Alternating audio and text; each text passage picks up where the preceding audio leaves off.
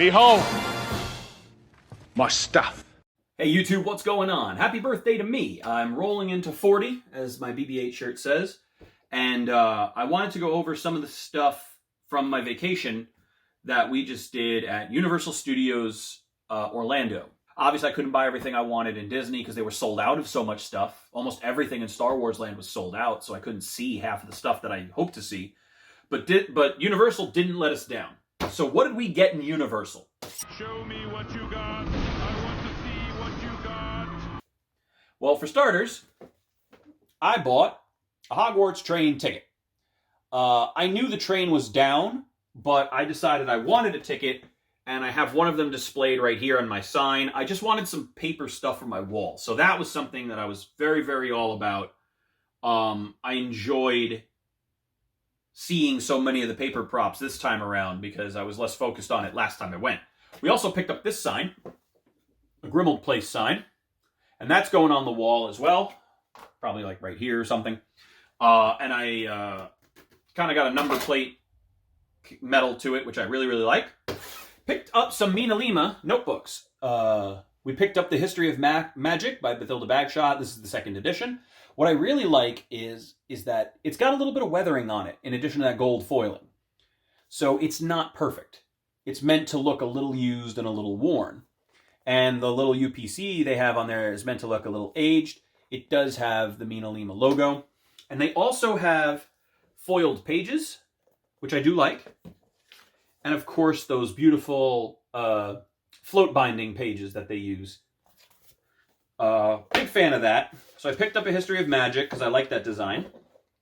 I also picked up The Tales of Beetle the Bard. This more so than the other one I wanted because it very much was featured in Deathly Hallows and it was very much a prop. Also, you can see that the gold foiling is not complete. So it very much has an old, aged kind of look to it, which I like a lot.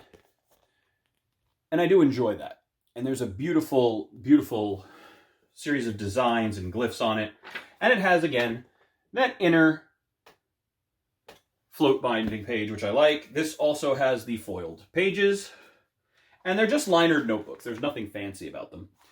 They have a little bookmark that you can throw in there and do. So I really like those. They're fun. This is a Snape box, and I have this out for comparative purposes because on the way out, I decided, since I didn't get any big purchases at Star Wars, I was considering buying a melted Vader helmet, but they didn't have it. So I ended up not buying that. I ended up thinking about buying a lightsaber, but they didn't really have any that I was blown away with. I didn't see the Qui-Gon, which I had been kind of looking for, and so I kind of said to myself, you know what? I'm not going to get one. So I didn't make any big purchases at Star Wars, really. So I said, all right, maybe I'll get something at Harry Potter. Now, because it was a hurricane, we didn't really want to get too much stuff because it was still raining. And so we decided on the way out, ironically at the airport, they do sell the special edition wands for each year that they're open. They've been doing these for a few years now. They did still have this one. And I said, you know what? I'm going to buy that because this will stamp that it was my 40th that I went. It's very specific to the year 2022. And I kind of liked kind of bookending my trip with something definitively that was only available this year. I know I didn't take it into the parks and use it and interact and things like that. I've watched kids do it and it looks like a lot of fun, but I didn't need to do it myself. But I decided to pick up the Wizarding World Collector's Edition 2022 wand. You've probably seen this all year on channels like Potter Collector and things like that, but it comes with a map. And one side is Diagon Alley, and one side is Hogsmeade and Hogwarts. And that's a lot of fun. And it shows all the different spells and things on it. Again, these have been shown excessively. All the different spells and the motions for those spells have been shown at excess. It does have the traditional Noble Collection wraps on the inside, much like if we open up Severus's box here.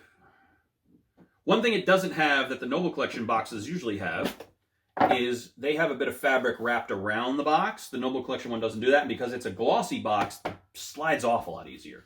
But just like Snape's has that, and then it has that pre-sized cushion on the inside. so too does the collector's box, which is cool. And again, a box is just, you're really going to see this much of it in my display, so I'll get a sticker for it and do that. But I wanted to show you the difference in size, so you can see the collector's edition is a little bigger than Snape's wand. So it's a bigger box. Thickness is about the same, but it's bigger. And this is the wand. Now, I like this design. There were two designs that I liked. One, I believe, was 2018, and that had a very geometric, sort of dwarvish look to it. And so this guy right here, it's got the... see if we can get the copyright to focus. So it's got the copyright on it there. And it's got the twisties. It comes down to these gold brackets here. And then the handle has this crisscross pattern like leather has, but each little middle piece has a little golden X, sort of like a stitch in it. And that comes down to this gold tipped handle, which I really do like. It's a pretty long wand. And if you have a slightly larger hand,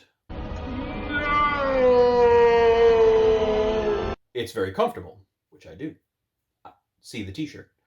So I really do like this. This is one of the interactive wands, so this will work with the Harry Potter interactive experience. So if I ever go back to Universal, I could bring this wand and we could interact. Or if I went with one of our friends or one of my family members who has some kids and they don't want to buy them an interactive wand, they could use this and then do the wand experience. So I also like that it's not specifically tied to an existing character.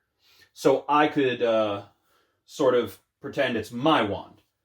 You know, I actually was a big fan of Narcissa Malfoy's wand. If I was going to make a wand for me, that's kind of how my wand would look. Black and silver is very much my jam. So Dumbledore's wand, Mr. Graves' wand, Narcissa Malfoy's wand, those all look very much like ones that I would have. But this brown and gold, I kind of like. It's very Gryffindor, which I am not. I am a Slytherin. My wife is a Hufflepuff. But it's very regal, this particular one, and it just seems a little more special than some of the other ones that I've seen. And the design, I liked it enough that I felt that I was like, okay, I'll get that. That was the one that came out during my birthday, for my 40th birthday. I'll get that. Maybe one day I'll go back and pick up some of the other ones that I like, or some of the Harry Potter New York exclusive ones, since I live pretty close to New York City. But for now, this is my big purchase. So that was my trip. That's what I saw. That's what I did. That's kind of how my experience went. I will always, always, always tell people to go to Universal Studios, spend the extra money to get a dual access pass, see both parks, go into the original Universal, do Diagon Alley, get all your stuff, get on the Hogwarts train, get trucked over to Hogsmeade. It is such an immersive and cool experience. It's such a great way to experience Harry Potter. We also got to go and see Jurassic Park, which we love. We're a big fan of that. They've made a lot of improvements to the Marvel section, which is really weird to me because they're selling Disney-era Marvel stuff in Universal. So I don't know how that license goes. Disney has still done nothing Marvel, with the exception of the Guardians rides, and very little other things. And Universal still has Marvel. I don't get that relationship at all. I don't know how long their license lasts. I don't know why they're doing it. But honestly, I really would expect Disney to close down that license and just do their own Marvel stuff at this point, because they're losing a ton of money by not having these great Marvel. I know they just opened Avengers headquarters and things like that in LA, but they're way behind. Marvel's been going 12 years strong now, making billions of dollars, and they still have virtually no interaction in terms of fan experience at their parks. So not really sure what they're dragging their feet on, especially since the Guardians of the Galaxy are about to be retired with the third movie wrapping up. I don't get why it's not in Disney and why there's actual Marvel characters and Marvel stuff in Universal. It just makes no sense to me.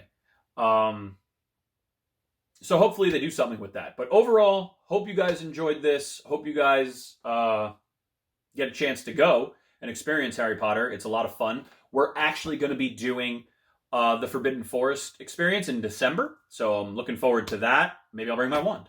And it'll be lots of fun. And I did pick up some Marvel gear, and I will show you guys some of that. And, oh, one last thing. I did actually notice that they had on Diagon Alley displayed Magical Me, the book. They had a series of Gilderoy Lockhart books, which I love. But at Flourish and Blots, they did have Magical Me on display. And so I took a picture of it to compare to mine that I made. And as you can see, I got pretty close. I even have the star over the eye and not centered and generic over the Magical Me, which I believe Wizarding Workshop did, which was an error on theirs. Overall, I think I got really, really close. I'm pretty happy with it. Some of the capital letters needed to be a little bit bigger. I thought that I had grabbed the text from Screen Used and matched it pretty well, but I guess I was a little off. But overall, pretty happy with it. So I think I did a pretty good job. So thanks for tuning in, and we'll see you guys soon. Keep an eye out. Again, like I said, I'm going to be filming more than just prop stuff. I'm going to be doing some skits as Palpatine and stuff, just really short, like 1-2 minute things. And hopefully some of the similar as Papa 4. So we'll get that going too. Maybe Papa 3. I don't know. But thanks for tuning in, and remember, if you can't build it, buy it.